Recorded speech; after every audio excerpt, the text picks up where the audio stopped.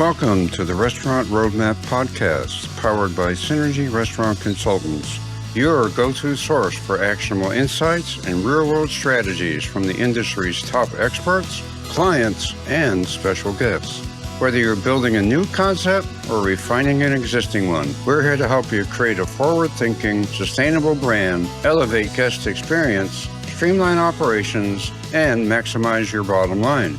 With decades of hands-on experience, our mission is simple: to deliver practical, proven solutions to the everyday challenges restaurant operators face. Let's dive in and get to work.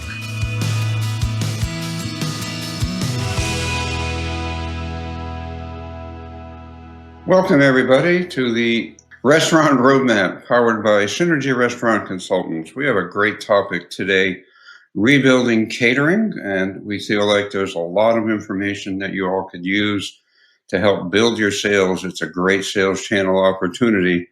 I am very pleased to have with us today two very experienced individuals. We have Amanda Stokes, who I know you have seen before, operations, recruiting, training, all around good girl. And we have a great guest as well today, Monica Challingsworth, who heads up all of our catering needs at Synergy. So I wanted for everybody to say hello real quick, and particularly Monica, tell us a little bit about you and what you do, and it's going to lead into our subject, and we're going to have a fun 45 minutes or so. So say hey to everybody and tell us a little bit about yourself.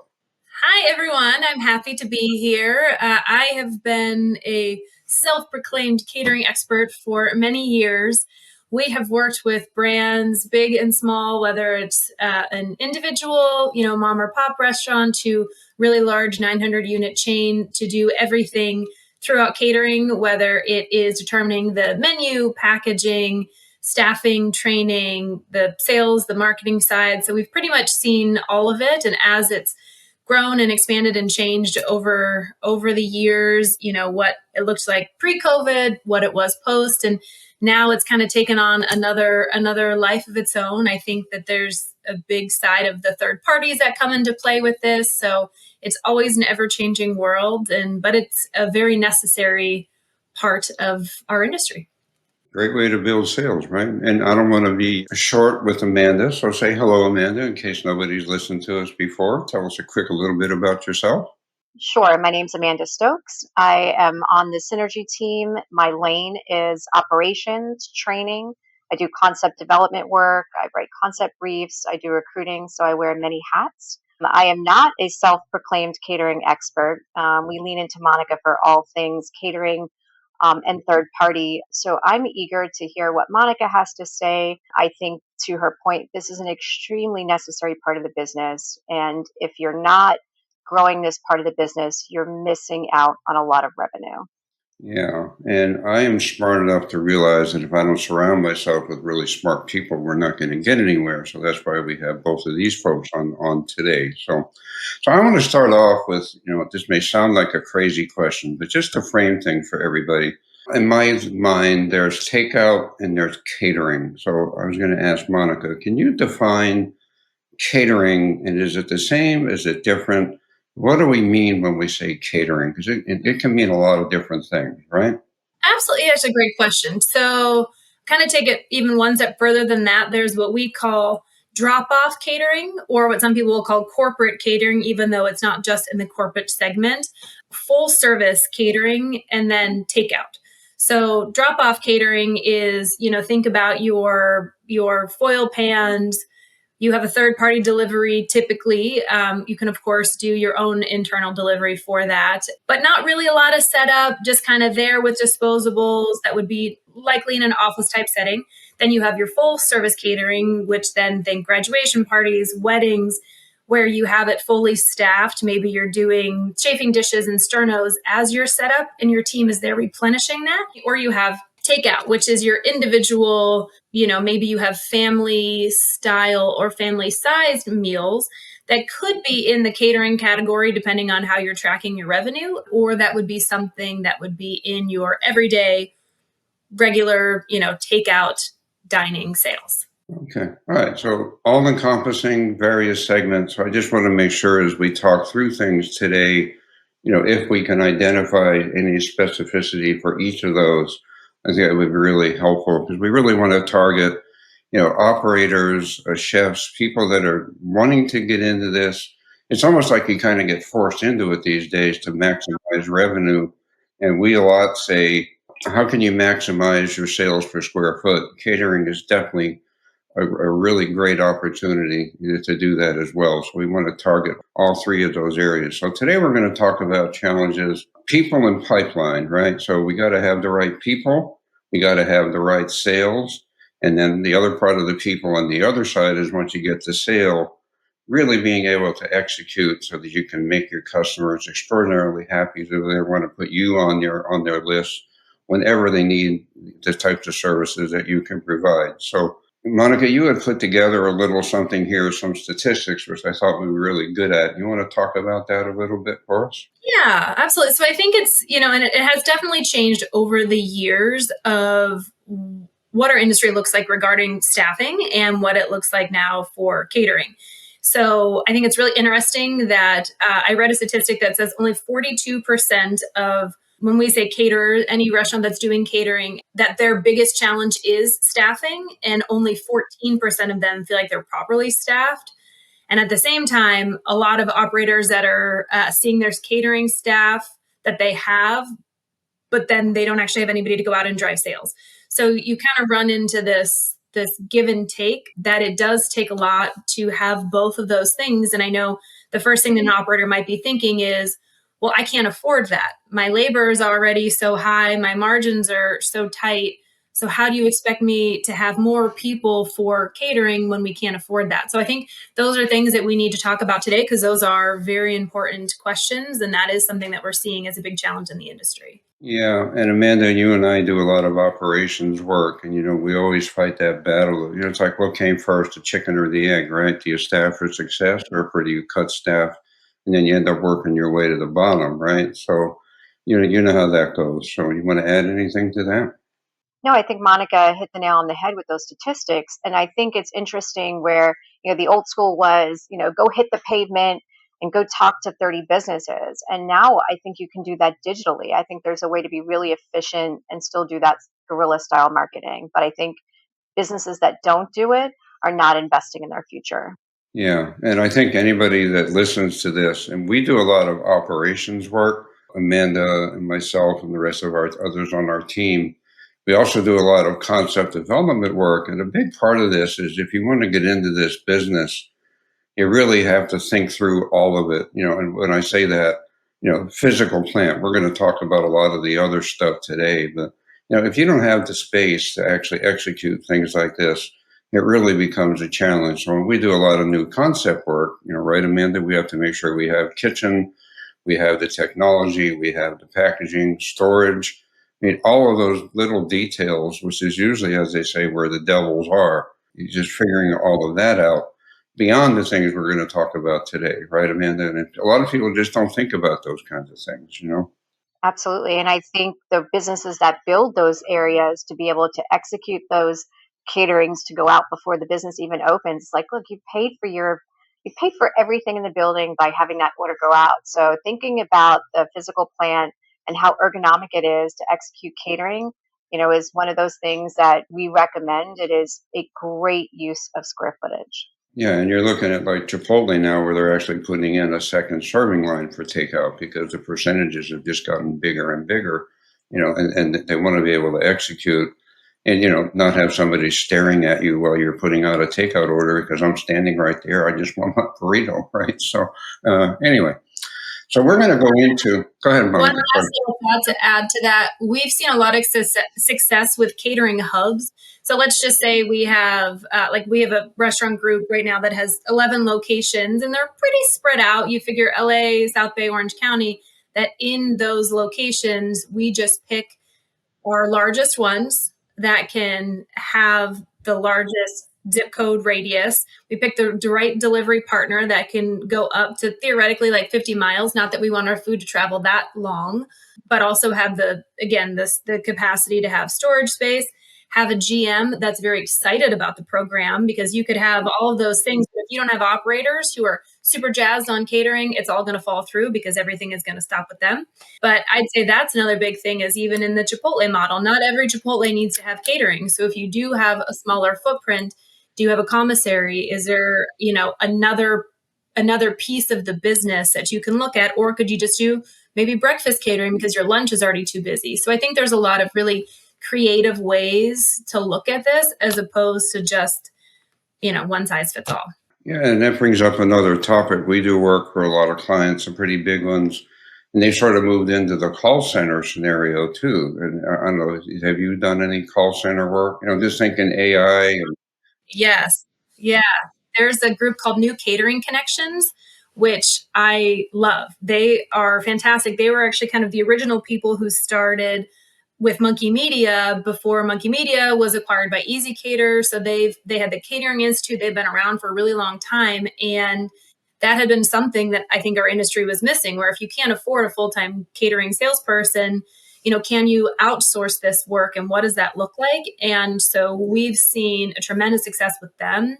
They've even now gotten into like reaching out for private dining sales, e-commerce, really everything within our space. And I think they are a really unique offering if you can't afford to have a full-time salesperson, especially, here in California, our labor cost is ridiculous. So being able to have those types of opportunities as well as still being on the easy caters of the world, there are certainly ways to do it as long as you talk to great people like us to help you make sure that you're profitable before you put everything out there, because there are a lot of hidden costs that can come into play with this.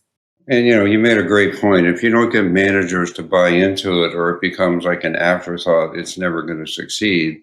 And we've actually done work together with some other clients that have sort of had that experience. And it's going to cost too much. I can't afford the labor. And before you know it, the whole program is sort of has just kind of gone downhill, right? So anyway, let's talk about the first part of this conversation. And you gave us permission to digress and move around, Monica. So we're gonna now get back on topic. I'm known for not staying on topic, as Amanda will attest to, right? But it always ends up being pretty good. So well, let's talk about labor, staffing, the people problem, and what kind of pain points are you guys seeing that's creating those problems? And let's talk about and have a conversation of what can we do to help mitigate that. So I'm going to start off with you, Monica. Let's talk about the pain of it all. Yeah, I mean, I think there's kind of two parts to this. There's the operations pain, and then you have the sales and marketing pain. And usually you figure the operating team and the marketing team sometimes aren't always on the same page. So, you have the operators who are worried about, what their labor is costing, call offs, turnover, all the things that kind of come on that side. And then you have the marketing group who is saying, well, we've created all these beautiful marketing pieces and we have been sending out e-blasts and we made business cards and LSM documents. And then the operator is saying, well, who in the heck is going to go out and do anything with this? I don't have time. I'm already dealing with putting out fires within my four walls. You're crazy to think that like I can do that. And then you have maybe some GMs or operators who will say, well, let's kind of merge these two worlds together. Maybe we have a really amazing team member who is looking for more hours, has a great personality, would love to be out and learn a new skill. So they would be somebody we could potentially cross develop into doing this if we can't afford to bring on a whole new body. And how to develop the people who already kind of have that in their personality to want to go out and do it. So I always kind of look at it within, how do we use those two brains who typically think differently and find a good middle ground for both of them. Amanda, anything you want to add to that? No, I think those are, it's the age old question, right? Marketing doesn't understand us, and marketing doesn't understand why operators are not willing, because we're doing all this work to get all of these events situated and they're just unappreciative. So I think bridging those gaps to make it work. And I think the key for that is to have a financial incentive for the operations team. And so a lot of great brands have a sales incentive so that it's not just, hey, we're layering on this complexity for you. It's, yes, it's going to be a little bit more complex, but everybody's going to share in the wins. Yeah, and so we always used to joke around, if it was a great promotion, marketing takes the credit. If it didn't work, the operators get blamed, right? So it's the age old yin yang battle of, did it work or didn't work? But let me ask you another question again, just going off topic, but what the heck, right? Is it better to have this as a separate function? And let's just take a restaurant, an individual operator, and we can talk about a chain also. What's the best way to segregate this, or how do you dedicate the right people for the right amount of time so they're not multitasking? Because then sooner or later, something becomes more important than something else. Or what do you think about that, Monica? Unfortunately, it isn't a very this or that answer, but there are two ways to look at it. So you have a centralized catering system and a decentralized catering system. So if you think of centralized, maybe so that would be more of you have a catering sales director and you have catering managers who are maybe overseeing 5 locations per region. And so that's kind of what they're focused on. And so it's they're putting their resources into potentially these hubs that we talked about or underperforming locations, but that overhead is being paid through corporate. So that's one system. And but in order to do that, you have to be really buttoned up about what you're doing and making sure that that is treated like it's completely owned department. And then the operators and that catering sales manager are kind of working hand in hand to make sure that they're being executed properly. But usually then the operators aren't really doing that much. Like they're not really involved in doing local store marketing tactics. They're not really that involved in anything with the exception of if something goes wrong, hopefully they have a good relationship where they'll jump in and they'll help that. Then you have the other model, which is basically you have, it's kind of like what Mendo does in a way, where you have a catering lead per location, and then you have the GM and the catering lead who work hand in hand, and they're responsible for going into their direct market and making sure that their numbers are being met. And with both of these, like Amanda said, both of them are going to be compensated based on what that is, but it kind of depends on the brands and the kind of resources that you have, depending on which of those two models that you look at. I think I've seen probably I won't say success one or the other, but you still have to have the same emphasis and the same commitment to making sure that the programs are successful, regardless of which model you determine. So I would say you pretty much need to still look at what is best for your business. But all that being said, if you're going to do catering, you still have to have a designated person who is responsible for that at the end of the day. And typically it is too challenging for the main operator of those individual locations to be responsible for actually going out and driving sales, but they should be responsible for the success of that part of their business. Meaning then if there's somebody within their 4 walls that would be the best person to go out and do these LSM activities, then they're the ones who are responsible to make sure that they're out and doing those things. Yeah, and again, I would say, Amanda, I would think you would agree that that's where your in-store people, you give them really great compensation, including the management team, I would imagine, right? So they are engaged, where it's not like, oh, well, that's a corporate thing. I got my store to worry about, and then it just kind of gets fluffed off, right? If they really see the benefit and they get some reward for it, I think it's just a really good way to synergistically, if I can use that word, get people to work together, right?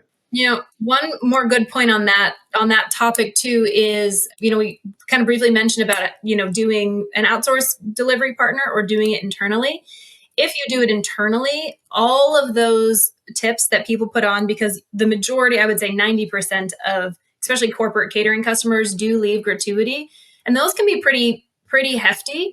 So if you're finding you have a lot of back of house turnover, you could take that gratuity and split it with that team. So, they could be theoretically making maybe $3 to $4 more an hour. So if you're losing people to your competitor down the street and you can't afford to pay them, out of your own, let's say, traditional cash, then that's something that will help motivate them. So instead of them being upset that you have a big order coming and they're excited because they know that now that day they're going to come home with extra cash in their pocket. Same thing for that catering lead. You could pay them, let's just say $1 more an hour, plus a small commission. And if you charge, $35 to $45 for a delivery fee, maybe they keep that delivery fee and then they're in the pot along with, the rest of the back of the house team. So again, there's a lot of ways to be creative with it, but that can also help where we're seeing so much turnover in our industry.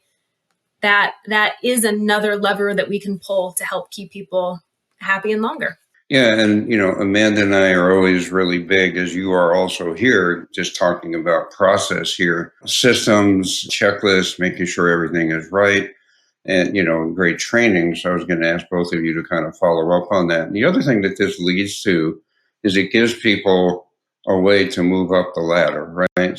Succession planning, and we are really, really big on succession planning because that's how you keep great people. You don't just give people a raise because they've been with you for 20 years. They have to kind of earn, their skills get better. They get more compensation. So let's just talk about process and some of those things, you guys, about the way to effectively manage these, this whole catering scenario. So I think in any program, so catering is certainly not my lane, but I would say that the best brands have great training in terms of, hey, this is the process. This is how we do everything step by step, and they're not thrown to the wolves.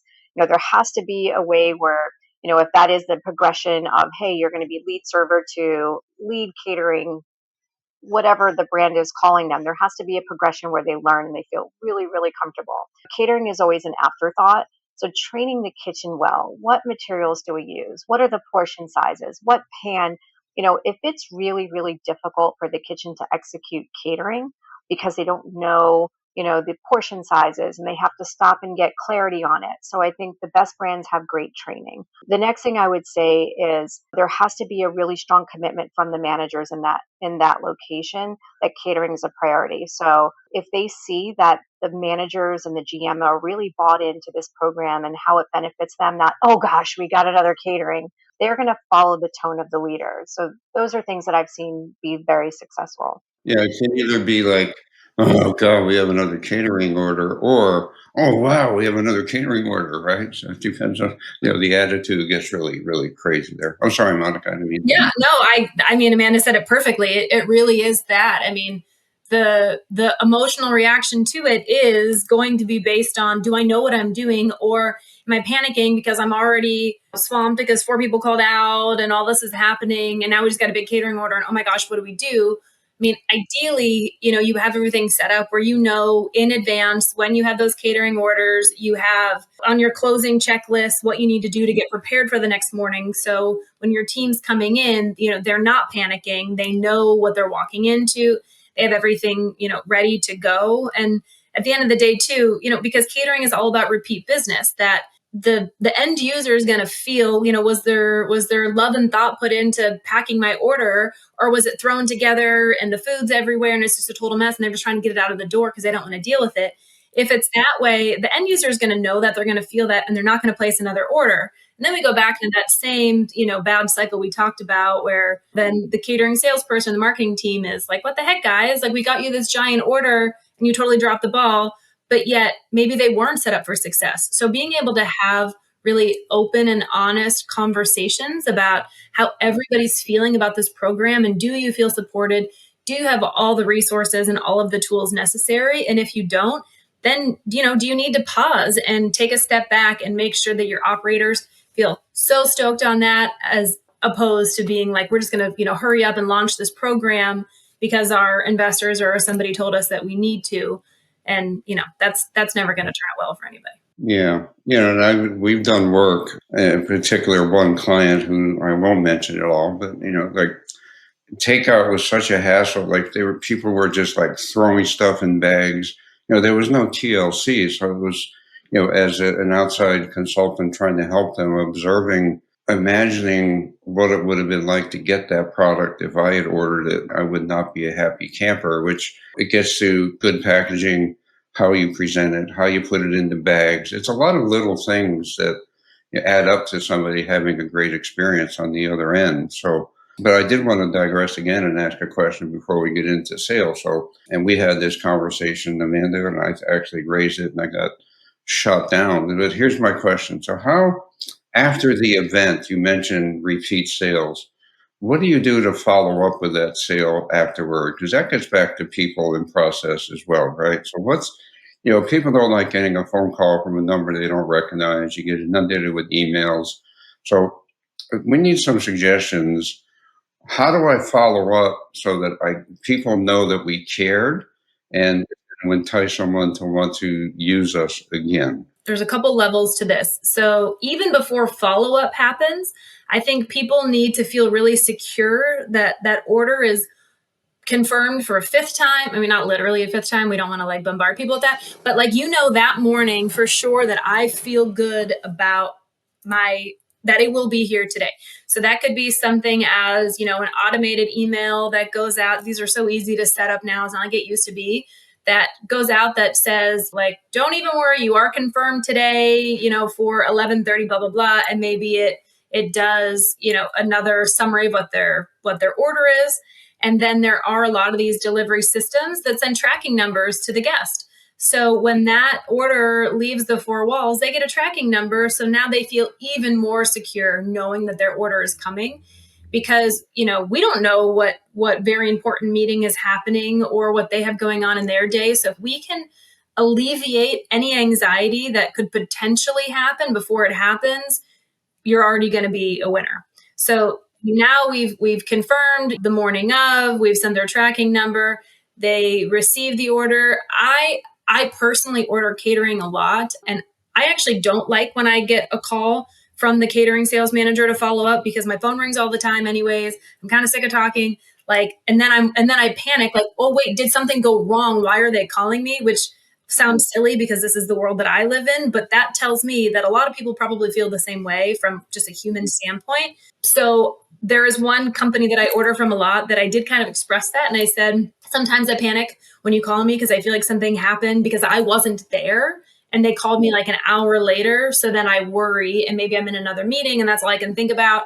So instead of that, if I could just get, and everything was delivered, it was great, blah, blah, blah. Let us know if you have, any feedback, or, here's something for your next catering order. If I just had that in an email, knowing that everything was great and fine, and if I have an opportunity to give feedback, I can give it in that email response. I would prefer that rather than getting another unnecessary phone call that I frankly don't want. That's my camp, Monica.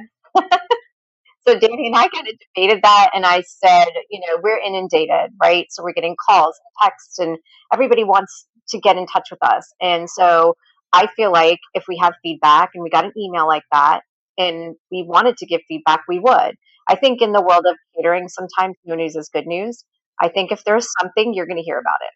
Yeah, or just want to be concerned that we don't hear from them again, or they don't order again if something was wrong. But yeah, I like the email idea. Hey, I know we're all inundated, and I'm probably very much like you, Monica. After 6 p.m., I kind of run out of words because I've been talking all day. The last thing I want to do is talk to somebody else and get another phone call, right? So Yeah. And even on that, on the sales side, then it's still the age old question. You have somebody saying, no, you have to pick up the phone and call 50 companies a day or whatever. And that also doesn't really work. Everybody's screening their phones because we get so much spam. Then you'll say, well, then how are we supposed to reach them if we aren't calling them, if we can't get in to visit anymore because there's so much security lockdown? That what does that look like? And that really is, a new way of thinking of how we're connecting with our guests and what that looks like, which makes it even more important that when you have those relationships, that you hold on to those relationships so dearly. And Dean on our synergy team talks about all the time of the rotation of restaurants that people go to, that you have to kick them out of their, what does he say, 2 to 3 lunch places, 4 to 5 dinner places in order to be that new one. It's the same thing with catering. You pretty much have your sandwich place, your hot entree place, and your, maybe a pasta pizza. And if you're in one of those main categories of catering, you have to kick somebody else out who might already been working with this potential customer for a really long time. And all of that is about relationship building and making sure, again, that they feel safe and secure all of the time, that if they need a last minute order, you're as a salesperson picking up your phone to say, yes, confirmed, I got it. When I was a catering sales manager, I would have like automated, not automated when they sent it, but at least like a canned response If I was in the middle of a meeting and I saw an order come through, I would respond within seconds to be like, I got it. I'm in a meeting, but this is received. I will send you an email confirmation by the end of today, because I don't want them going to my competitor to place an order with somebody else because they didn't hear from me. They don't care that I'm in a meeting. That means nothing to them. All they care about is that their order is in and they're good to go. So it's our jobs to nurture that, to appreciate that, to love on them, and then make sure that we are not one of the ones that get kicked out of the rotation.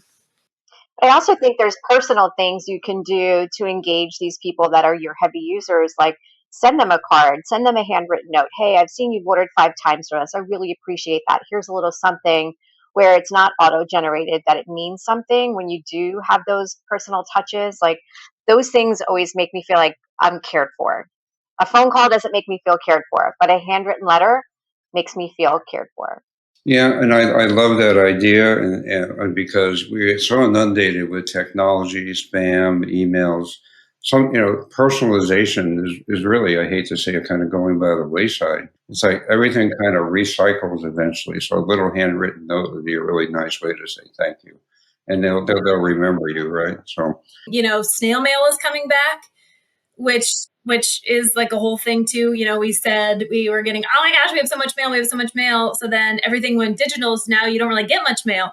So now talk about something coming back. If you could get a little something in the mail, I mean, not dear God, not another car flyer or something like that. And just, all of the waste that goes into that. But I do think it's funny when you say everything is recycled, that is now not so new sales opportunity that we're seeing a lot of success in right now. that's why I never gave up actually calling people, because I hate texting, I hate typing, so I'd rather call. Drives you guys crazy, but I It apologize. does. I know when I like text and then you call and I'm like, crap, I got to remember he wants to talk on the phone. So let me digress one more time. And I think another big part of the process that we should touch on is menu and traveling, which you kind of just brought up earlier, Monica. It's critical that whatever you're going to sell, you can execute. It will be good when it gets where it's going, right? So you guys want to talk about that a little bit? There's sometimes an urge to put everything on our menu on catering. And I think when it comes to especially drop-off catering, less is more. So if something doesn't travel well, like we all know French fries just don't travel well. And so, can we do potato chips instead? Or there are, like Lamb Weston does make, but like very specific containers that are supposed to keep fries crispy. And their particular fry in general, because of the way that it is made, does help keep the crisp longer. So if you really need to cater French fries, then that's something that I would look into, making sure you have that right kind of packaging with the aerator holes and everything else that goes into it. But if not, and we can keep it very simple, easy to execute, and knowing that it's going to show up in the same kind of quality it was when it left the four walls, then that really is, what is more important. I think there are some brands that try to put everything on their menu and then they upset a customer because the customer doesn't know that it's not going to be perfect. In their mind, unless they're in this industry, they're assuming it's going to show up the same way it did if they were going to go in and have it fresh. And there's nothing wrong with that assumption. So what can we do as operators to kind of ensure as closely as we can that kind of consistency? Yeah, right. Amanda, we talk a lot about third party delivery, which is a form of catering, right? Who knows how it got handled once it leaves your door, but you're going to get blamed no matter what, right? It's something else you got to be really careful about. So, Yeah, I'm not a fan of having third party delivery handle catering, because it doesn't always have the same TLC that an in house person delivering it. Sometimes you have no choice and you have to go third party. But to Danny's point, we don't know how many stops they have in between, what else they're doing, how long it's going to take them to get there. If you have no other option, I think it is a good option. But if you have the option to do it yourself, I think that's a better choice. On that though, I will say there are, like, we've used a company called Deliver That forever, and we really try to avoid the DoorDash Drive side of things. So DoorDash Drive right now, if anybody has toast, you have that connected. It's a cheaper delivery option, but same thing, you have no idea what you're getting. And they do say, oh yeah, there are better rated drivers. Again, that means nothing to me. What I do love about the Deliver That's and these very specific catering delivery companies is they have to be in uniform. They have to have hot, cold bags. I mean, their job depends on all of these things. They have to send photos of the setup. They have to go through all of this confirmation. They get tracking numbers, everything. And most of these fees are still a pass through to your customer anyways. So if you are going to use a third party delivery, I would avoid the DoorDash drives of the world and look at more of a professional catering delivery company. And I think Deliver That is in, every major area anyways. But if not, yeah, we can definitely help too. So if anybody is listening to this and they do want to set up their own internal delivery, we can help with the internal delivery fleets and getting that whole process done and making sure that it's done, legally and in the right way, and make sure that everybody's covered. On top of then, if you still needed to use a third party because your delivery person called off that day, then you always have that for a backup. Yeah, so are you in the camp? There's been sort of a trend, or at least seemingly a trend, people going back to want to do self-delivery versus third party. Are you seeing more of that? I personally am not. When we go in and we walk through setting up this whole program, we kind of say, if here are the pros and cons of both of these, it typically costs more money to do self-delivery than it does to use a third party. And because I feel so comfortable with the Deliver That world, like them in particular, but there are some other competitors of theirs that I've also had a really good experience with. I no longer see the need to do internal delivery, with the exception of like a little hybrid. So if there's going to be a $5,000 order, I mean, I want the operators to take that. I want them to set it up because I really want them to keep the gratuity. There are companies that will do like a split gratuity, but for all argument's sake, usually those third party people are taking those, which is why an operator will say, well, that's crazy. Now they're going to make $300 on this order. They didn't do anything except deliver it. Well, that's the nature of the beast. So I think that there is a way to do both. And maybe those smaller, $200, $300 orders that are consistently going out, maybe that is by, one of these companies. Or if it's, anything over maybe $1,000, then it's a part of the operating standards that we deliver that ourselves as opposed to going through a third party. I like that. Amanda, anything you want to add? No, I think that makes sense. I think some people are moving away from like traditional just DoorDash takeout because they're just tired of seeing some of the people that are walking up to their door and they're a little concerned. Not everybody's tamper proofing. But I think catering, I think generally people feel safe. On the regular to go side, I think people are just tired of paying these ginormous fees. So they're getting two burgers, and next thing you know, they're at like $68. And I think people are feeling the fatigue, and they're quite frankly feeling the pinch of watching their money, and they're just not doing it as frequently. All right. Once again, let's get back to our subject at hand. I digress, but I think it's all good, right? It all ties together, right?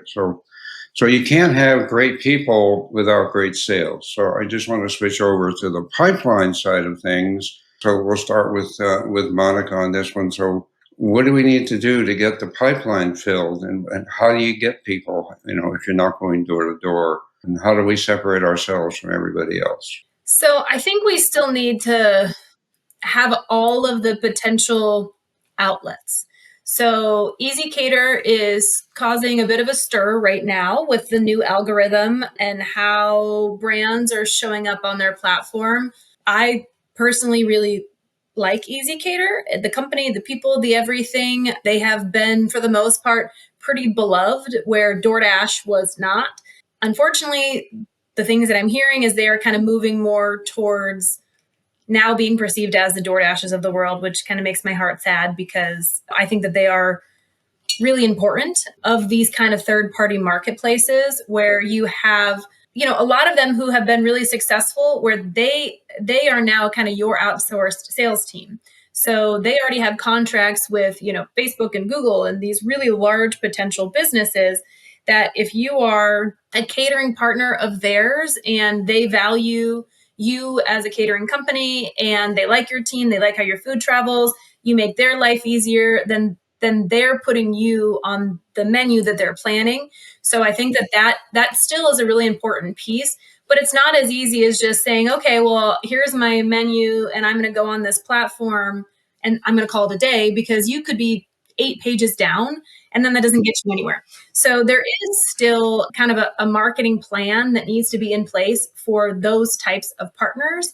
But you also can't rely on having just third party marketplaces for catering the same way you can't rely on that for restaurants and individual meals. That's why we've seen ghost kitchens and things like this kind of all tank, because they're relying on that one model. So again, that is one outlet, but not something you can rely on. Then we still need what we talked about before is the operations buy-in, because the operations buy-in where you could get, one order doesn't mean you're going to get repeat orders, because the food still needs to go out, great quality, and something that somebody could feel really good about, so they know that they want to order from them again. But then on the other side, now you still need the sales piece, ideally an internal sales person, even if it's just part-time, or somebody like a new catering connection to take over that piece of it to continue to build that relationship. So let's just say you get, one order through a third-party marketplace, and you have a way that you can either contact them directly to say thank you, write them a handwritten letter, maybe on their third order or their second order, you drop in a couple cookies with a handwritten note that says like, thank you so much for your second order. Like, this is a little something just for you, because it's usually the admin who's receiving that order. Or you could call them and say, let's just say there's a $1,500 order that, we said we're going to take ourselves. Maybe call the company and ask the person in charge of placing that order, are they a part of this lunch meeting? Or maybe this is for their leadership team and that person wasn't getting lunch that day. If that's the case, bring them their own individual lunch and give that to them before you start setting up for catering. And just tell them, thank you so much. Like, we're bummed that you couldn't enjoy our delicious food. So here's a little something just for you, so you can have your own lunch. So again, making people feel special. And that's typically then this catering lead or this catering salesperson. And then again, you're continuing to build that relationship with them. There's all kinds of ways that we can still get in front of people. I think, still having a sales blitz day, doing some cookie drops, knowing that, of course, there are some buildings that we can't get into, but, there are a lot of business parks that don't have a lot of security, that have maybe, let's just say 100 offices with maybe on average 20 people working in those offices. So those could be a day that you go around with, a bunch of cookies and a bunch of things. And, you're not going in with really any intention, with the exception of just introducing yourself, saying hello, dropping off the cookie, giving them a menu or something to leave behind, and just letting them know we are here, we are available. If you need anything, you let me know and we will take care of it. So there's all different kind of sales segments that we can help with this, but you need to have a sales and marketing plan for each of those in order to really continue to generate the kind of revenue that you need. So you still believe in going out in the community, touching people? I do. Yeah, absolutely. Yeah. We did work for a company many years ago, and it was required of the manager every Thursday between 2 and 4. They had to have a local store marketing. Nobody uses those terms anymore, right? Where they had to go out and call on, and they had to have a pre-approved list of where they were going. I don't know, car dealers, hotel concierge, cab drivers, whatever it was, right? And it's still, to me, it still gets back to the personal thing versus everything just happening electronically. You're still touching somebody and having a conversation and building a face-to-face relationship. Yeah, and I think there's still a lot of industries where maybe it's too hard to, walk into a big bank or finance building, but, there's still a lot of frontline workers and a lot of the public utility and the schools and churches and other places that you could, or even that you're a part of. I mean, think about, just schools and churches. Are you a part of a church community that maybe, you already know somebody there, or your kids are in school? Maybe you can reach out to like their teachers or their whatever. I mean, there's things that we kind of all have within our own lives and communities that we can do. Or if you do a referral program with your team to say, hey, if you bring in a catering order from anybody, we'll give you 3% commission on this. And then you're opening up them to open this up to their churches, to their schools, to their, their mom's a nurse, and they bring this into their team. I mean, there's ways that we can do this where it isn't the traditional pound the pavement or pick up the phone and do a few phone calls a day. Because I don't think that is the answer. If you wanted to do that, then a new catering connections would be a great partner because their entire job is to pick up the phone and to call these people. But then we need to layer it in with how are we following up? How are we making them feel valued? And how are we using a system like a new catering connection to open up the door? But we're the ones who are continuing to build that relationship. So you gave us a quote here as part of our prep notes that I thought was really good, very compelling. I wanted you to kind of read it and talk about it because, I don't have it in front of me, so you can read it, but I can talk. okay, no, I'll read it. So, okay. The best catering marketing is not about showing food, it's about showing trust. Consistency and reliability become your brand. And that, I think the trust factor, that's how FedEx, they don't really pride themselves on flying stuff all over the place. They pride themselves and their brand is built on, if I need it there tomorrow, you send it FedEx because I trust them. Same thing here. So I was going to ask both of you to kind of, expand on that because, you make plans, you assume it's going to happen. You don't want to have to worry about it, right? Yeah. Well, I mean, I think it kind of goes back to some things we talked about earlier of taking away that anxiety before it happens. So sending them that confirmation email in the morning that, lets them know that it'll be ready and taken care of, and then getting the tracking number, knowing that it's on their way. I mean, that alone takes away a lot of fear of, oh gosh, what if it doesn't show up on time? The same thing of, not waiting 24 hours. Like, it makes me really, there's a couple things that upset me in this whole 24-hour rule. We have a lot of operators who will say, well, no, I can't do a catering order within 48 hours. Like, you're crazy. There's no world where that can happen. My response very nicely is, well, then there's no world where you can have catering. It doesn't work that way. People do last minute orders. We can say, maybe 3 p.m. the day before as a cutoff, but don't invest in catering if you're going to say, no, I don't want it unless it's 48 hours in advance. So that alone, if you're saying that to a guest, they're not going to come back to you. They're not going to trust you. Who was it? Panera that said like they were the last minute catering experts. Panera or Corner Bakery are one of those. And, really put themselves on the map because of it. Because again, when it's coming back to trust, I trust that I know if, oh gosh, this catering was dropped on me, I don't know where to order it from. Wait, every time I go to X brand, they always take care of me, even if it's not the exact order I could place, because maybe they don't have the inventory for that, but they gave me a solution. They're going to come back to you all of the time. So, maybe it isn't getting everything right and giving them exactly what they want, but showing that, again, you value them, you care about them, you're hearing them, you're going to be there to protect them and take care of them. They'll keep coming back to you forever. Yeah, it's sort of like you build a program for yourself or you build a program for your customers, right? Which one do you want? All right, so we're running out of time here, but I wanted to talk about some very clear takeaways that you would like to share to kind of put a bow around all of this before we finish for today. So what do you got? What do you want to add here, both of you? So I think the one thing Monica said, I'm sorry, Monica, that really stuck with me is getting your kitchen engaged in the process. I think if anybody walks away, make your kitchen people partners in your catering business in a sense, right? So it's not just we're throwing all this extra work at you that's going to create a little bit of chaos for a few minutes. We're throwing this extra work at you because we're all going to share in the wins.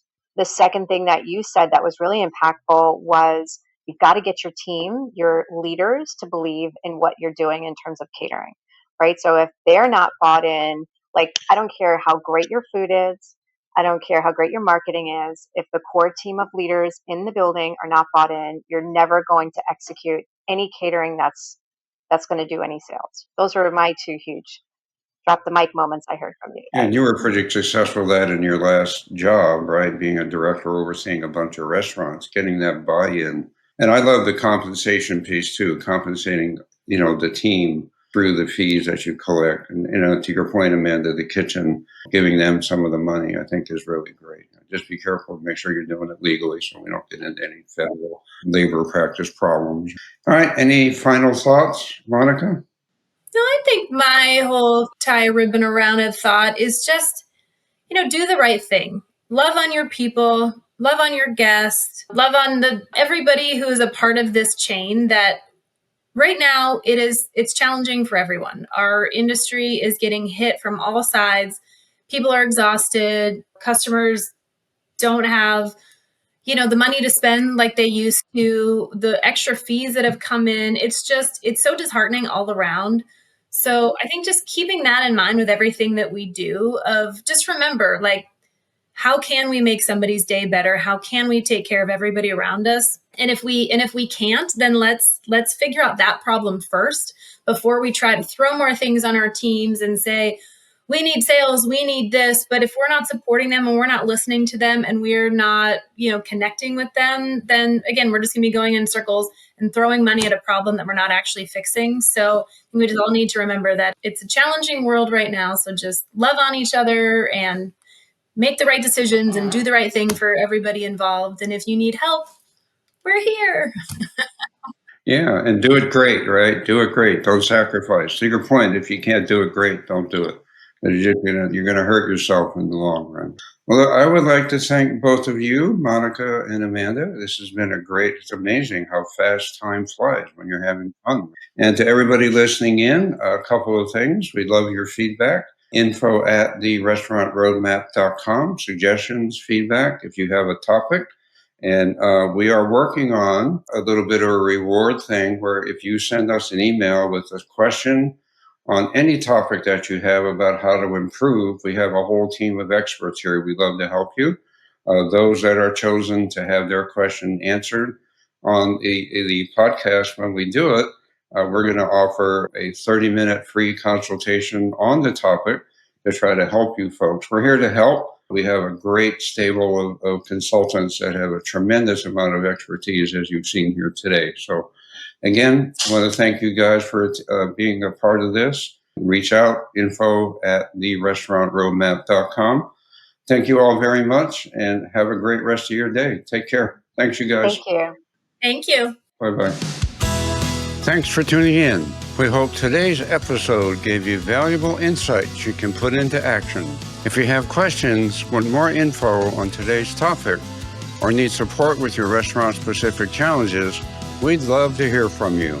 Reach out anytime at info@restaurantroadmap.com and visit synergyrestaurantconsultants.com to explore our services, sign up for our newsletter, and catch up on past episodes. Don't forget to follow and subscribe on YouTube, Spotify, Apple Podcasts, LinkedIn, Instagram, TikTok, and Facebook, so you never miss what's next. Do you have feedback or a topic you'd like us to cover? Contact us. We're here to help make the world a better place to eat.